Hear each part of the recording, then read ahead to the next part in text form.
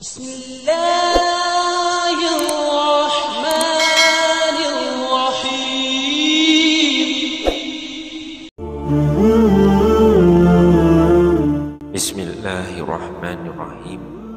Assalamualaikum warahmatullahi wabarakatuh. Syukur alhamdulillah kita masih dipertemukan kembali di channel ini. Salawat dan salam selalu dan tetap tercurahkan kepada junjungan kita Nabi besar Muhammad sallallahu alaihi wasallam. Allahumma sholli ala sayyidina Muhammad wa ala ali sayyidina Muhammad. Harapan dan doa saya, semoga sahabatku semuanya selalu diberikan kesehatan, dilapangkan rezekinya, diampuni dosa-dosanya, dipanjangkan umurnya, dan semoga kita tidak mati kecuali mati dengan beriman dalam Islam. Dan sempatkanlah menuliskan sholawat di kolom komentar. Insya Allah akan menjadi bukti cinta kita kepada Rasulullah Muhammad sallallahu alaihi wasallam. Semoga kita semua mendapatkan syafaat beliau di akhirat kelak. Amin ya rabbal alamin.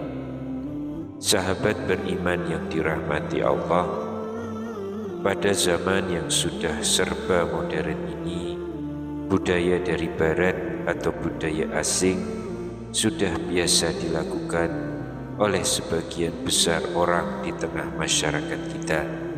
Salah satunya adalah pergaulan bebas, khususnya di kalangan remaja.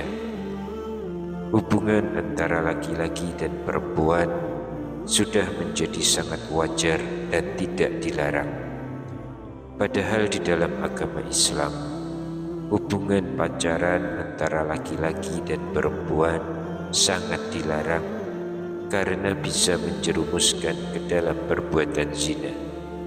Kenyataannya, saat ini sudah banyak wanita yang hamil di luar nikah disebabkan terjadi karena kecelakaan akibat hubungan seks yang bebas. Zina adalah perbuatan keji yang dilakukan oleh pria dan wanita dan terjadi persetubuhan di antara keduanya. Perbuatan zina adalah salah satu perbuatan yang dikutuk Allah Subhanahu wa Ta'ala, dan sebagai umat Islam kita dilarang atau haram hukumnya untuk mendekati zina.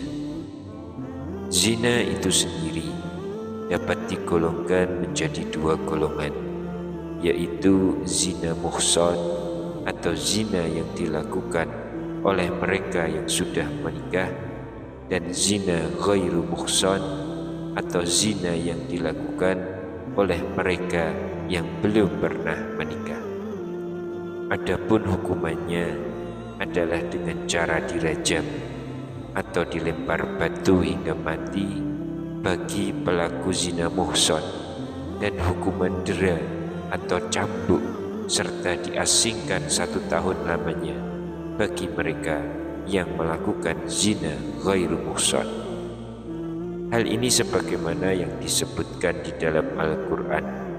Allah berfirman, pezina perempuan dan pezina laki-laki deralah masing-masing dari keduanya 100 kali.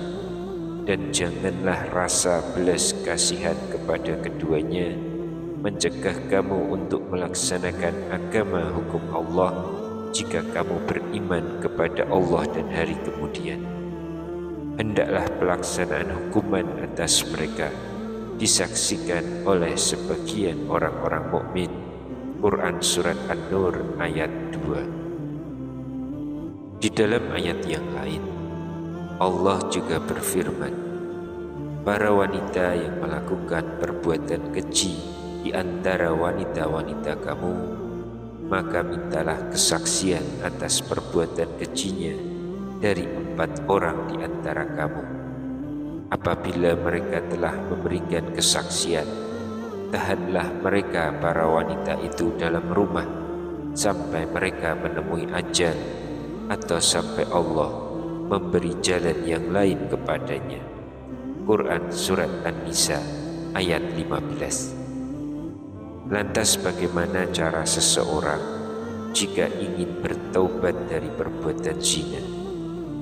Berikut ini adalah beberapa amalan yang akan menghapus dosa zina. Yang pertama, menyesali perbuatannya. Tidak akan terhapus dosa seseorang jika ia tidak mengawalinya dengan sebuah penyesalan. Rasa sesal yang dirasakan oleh seseorang yang berbuat zina dapat mengembalikannya pada jalan yang benar dan kembali pada Allah Subhanahu wa Ta'ala. Menyesali dosa yang pernah dilakukan dapat membersihkan hati dan memantapkan niat. Jika rasa sesal itu dijadikan awal dan cambuk untuk bertobat kepada Allah Subhanahu wa Ta'ala. Lalu yang kedua, taubat nasuha. Jika ingin menghapus dosa apa saja, terutamanya zina, maka seseorang haruslah bertobat dengan sungguh-sungguh atau dengan taubat nasuha. Taubat nasuha adalah taubat yang sungguh-sungguh berasal dari hati dan dilakukan karena seseorang menyesali perbuatannya. Allah memberikan janji bahwa Ia akan mengampuni dosa-dosa hamba-Nya yang melakukan kesalahan. Sebagaimana disebutkan dalam Al-Quran, Allah Subhanahu wa Ta'ala berfirman dalam Quran Surat At-Tahrim ayat 8, "Wahai orang-orang yang beriman, bertobatlah kepada Allah dengan taubat yang semurni-murninya. Mudah-mudahan Tuhanmu akan menghapus kesalahan-kesalahanmu dan memasukkanmu ke dalam surga yang mengalir di bawahnya sungai-sungai pada hari ketika Allah tidak menghinakan Nabi dan orang-orang yang beriman bersamanya. Cahaya mereka memancar di hadapan dan di sebelah kanannya. Mereka berkata, 'Ya Tuhan kami, sempurnakanlah untuk kami cahaya kami dan ampunilah kami. Sesungguhnya Engkau Maha Kuasa atas segala sesuatu.'" Quran Surat At-Tahrim ayat 8. Kemudian yang ketiga, sholat taubat. Sholat adalah salah satu amalan yang dapat mendekatkan diri kepada Allah Subhanahu wa Ta'ala dan menghapuskan dosa. Seseorang yang ingin bertobat atas dosa-dosanya dapat meminta ampunan lewat sholat taubat. Sholat taubat itu sendiri adalah sholat sunnah yang dikerjakan sebanyak 2 hingga 6 rakaat pada malam hari selepas sholat isya. Dengan mengerjakan sholat taubat dan tentunya dengan tidak meninggalkan sholat wajib, maka dosa yang dilakukan akan diampuni oleh Allah Subhanahu wa Ta'ala, sebagaimana yang disebutkan dalam Quran Surat Al-Baqarah ayat 222. Sesungguhnya Allah menyukai orang-orang yang bertobat dan menyukai orang-orang yang menyucikan diri. Yang keempat, perbanyak zikir dan istighfar. Memperbanyak zikir dan istighfar pada Allah adalah salah satu amalan untuk menghapuskan dosa-dosa kita.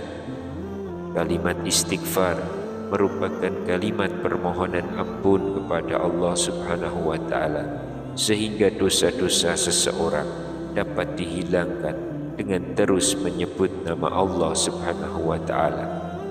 Allah berfirman, "Demikian juga orang-orang yang apabila mengerjakan perbuatan keji atau menzolimi diri sendiri, mereka segera mengingat Allah lalu memohon ampunan atas dosa-dosanya.